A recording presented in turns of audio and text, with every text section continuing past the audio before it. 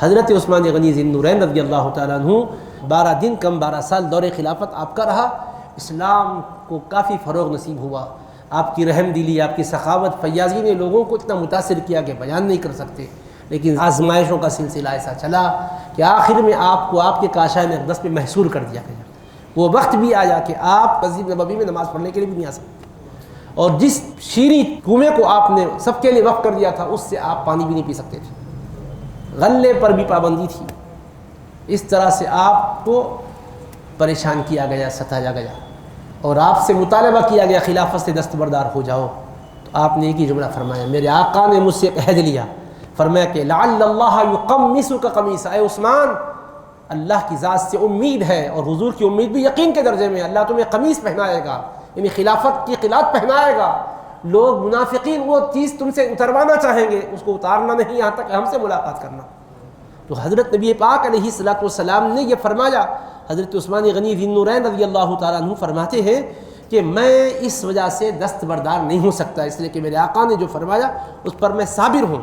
میرے حبیب پاک علیہ السلام نے فرمایا، یا عثمان انہ لعل اللہ یقمصک قمیصا فإن ارادوک علی خلعہ فلا تخلعہ لهم، کہ اللہ تمہیں ایک قمیص خلافت کی پہنائے گا، اگر لوگ اس کو تم سے اتروانا چاہیں گے تو اتارنا نہیں ان کے لیے۔ آپ نے فرمایا، ان رسول اللہ قد عہد الی عہدا، ان رسول اللہ صلی اللہ علیہ وسلم، بے شک اللہ کے رسول مجھ سے ایک عہد لیے ہیں، فانا صابر علیہ، میں اس عہد پر صابر ہوں، ثابت قدم ہوں، میں خلافت سے دستبردار نہیں ہو سکتا۔ میرے آقا علیہ الصلوۃ والسلام نے جو فرمایا اس پر میں صابر ہوں۔ اور پھر حضرت سیدنا عثمان غنی ذی النورین رضی اللہ تعالیٰ عنہ کی خدمت بابرکت میں آپ کے غلام ہتھیاروں سے مسلح آئے، آ کر کہنے لگے اجازت دیجئے ہم ان لوگوں کو مار کے بھگائیں گے۔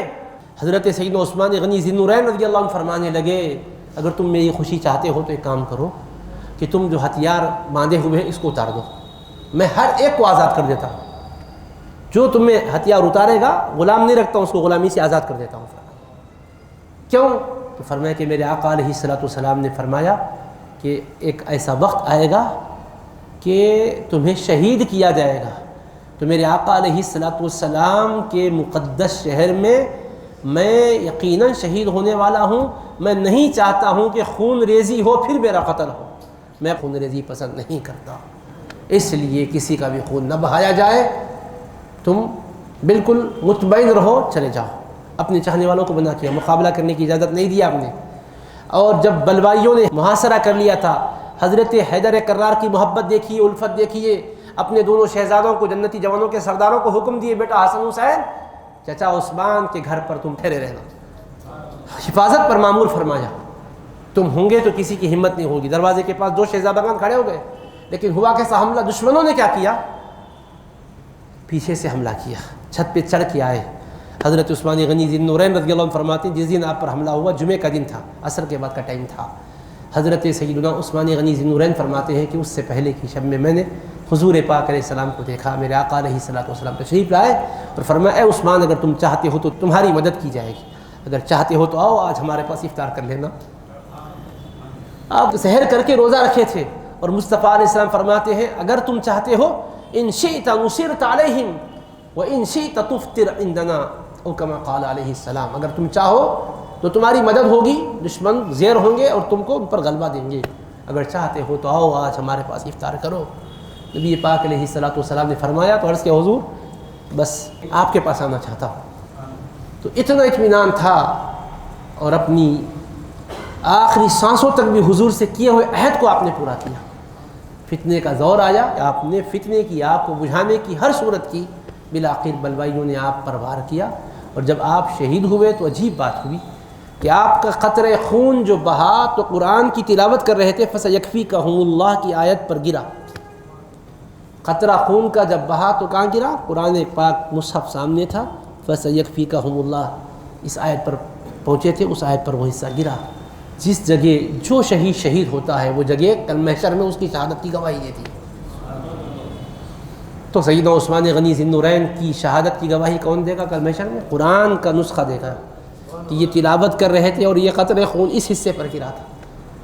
زمین کا حصہ بھی گواہی دے گا شہداء جہاں شہید ہوئے، جہاں ان کا خون گرا، جہاں ان کا جسد مبارک گرا، وہ حصہ محشر میں گواہی دے گا، اور سیدنا عثمان غنی کے نصیب جب وہ محشر میں پیش ہوں گے تو قرآن فَسَيَكْفِيكَهُمُ اللَّهُ کی آیت چمک رہی ہوگی اور یہ گواہی دے گی کہ ہاں یہاں اس مرد حق کا خون بہا ہے اور ناحق انہیں شہید کیا گیا۔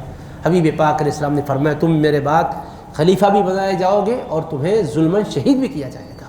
تو مظلومانہ شہادت حضرت عثمان غنی ذوالنورین کی ہوئی، اور آپ نے کیا کیا؟ ثابت قدمی کا مظاہرہ کیا، اپنے وجود سے کسی طرح کے خون بہانے کو پسند نہیں فرمایا۔ ہمارے لیے بھی سبق اور درس یہ ہے کہ عزیزان محترم اپنے سیکولر ملک میں رہتے ہیں، امن کے ساتھ رہیں، دین پر مضبوطی کے ساتھ قائم رہیں، خیر کے ساتھ ہم قائم رہیں، اپنے وجود سے رحمت پھیلے، برکت پھیلے، امن و آشتی کے فروغ میں ہم سے جو ہو سکتا ہے حصہ لیں، کردار ادا کریں۔